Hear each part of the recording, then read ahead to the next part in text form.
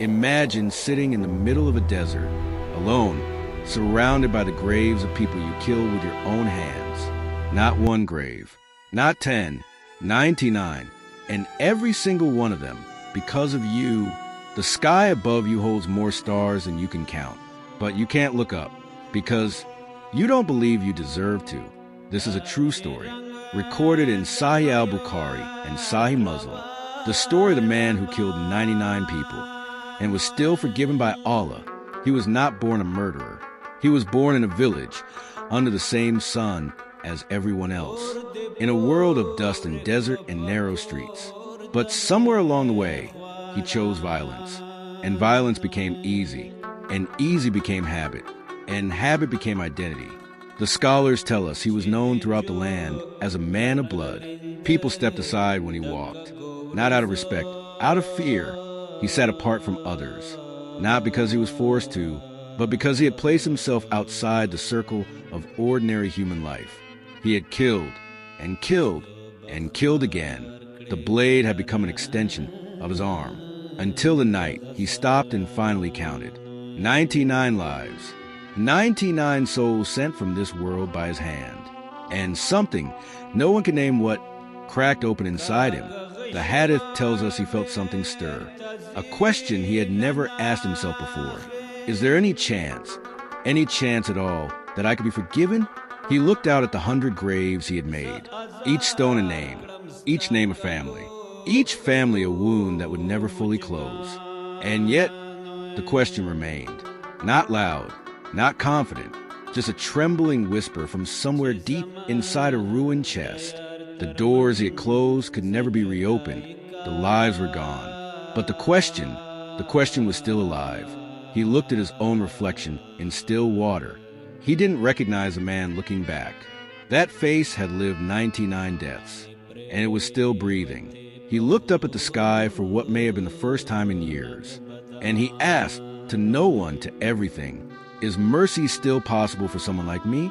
That question, that single trembling question from a broken man, is what started everything that came next, because Allah was listening. He heard there was a monk, a man of worship, who lived alone on a hillside outside the village, a man who prayed constantly.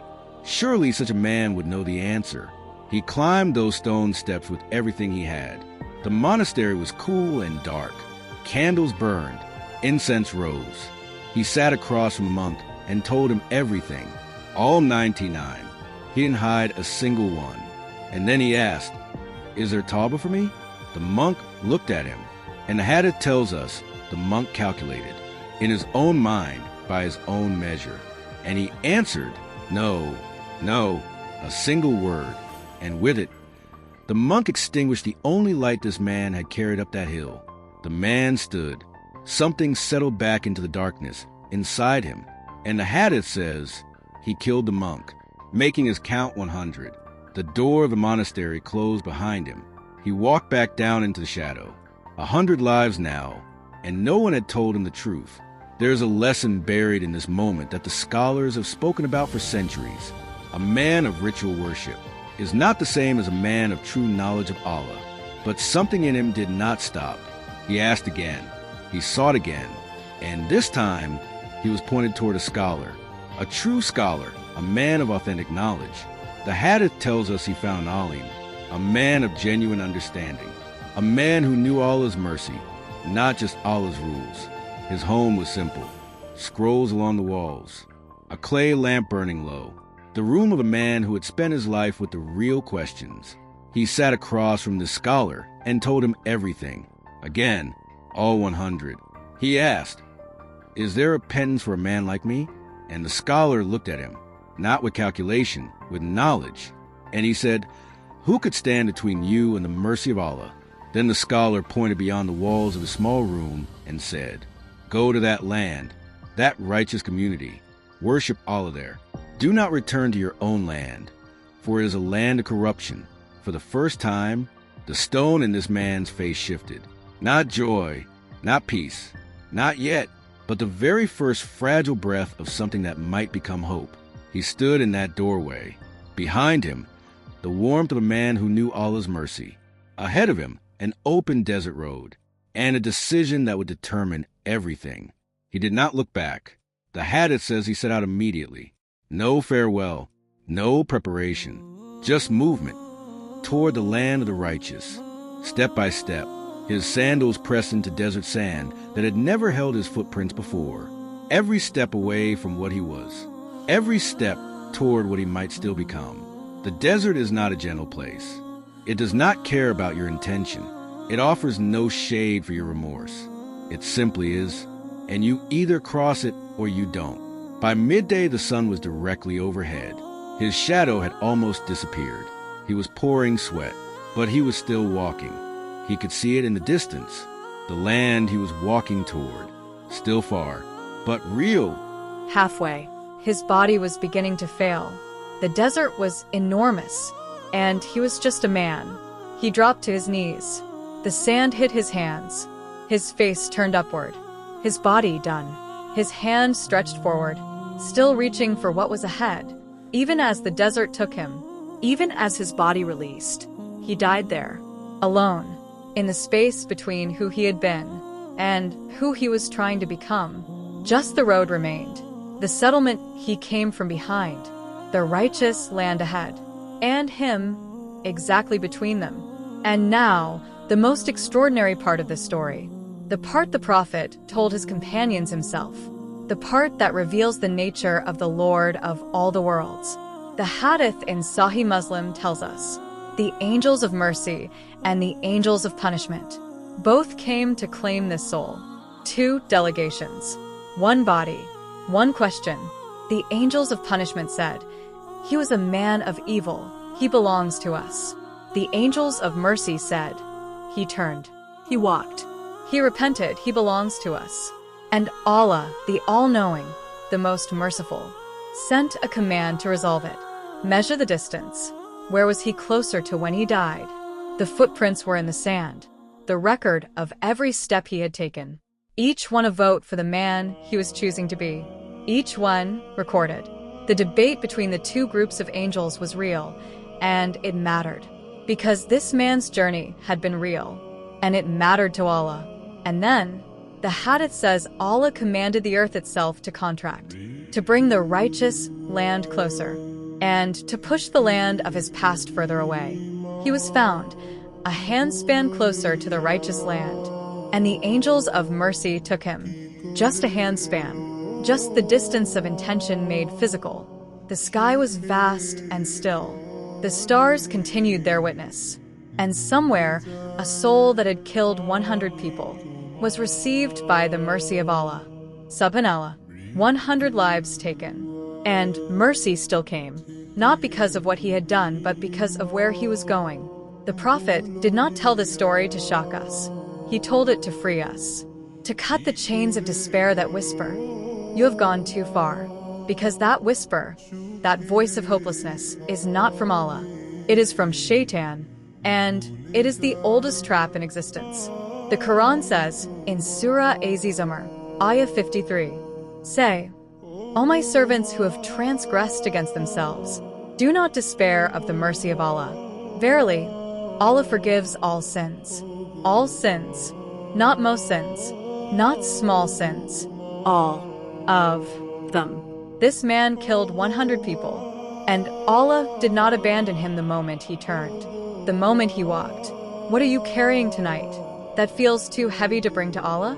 What have you done that you think cannot be forgiven? The man in this story had more reason than anyone to believe the door was closed, but the door was never closed. It was only his belief that it was. And the moment he took one step, just one step, toward Allah, the earth itself was commanded to bring Allah's mercy closer to him.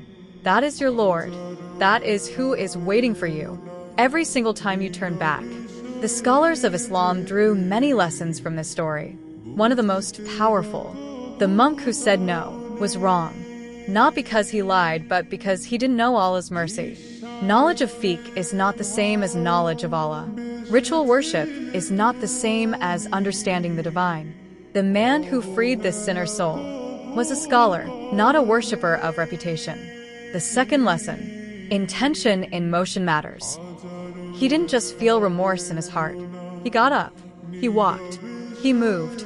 Tawbah is not only a feeling, it is a direction. It is your feet turning away from one horizon and moving toward another.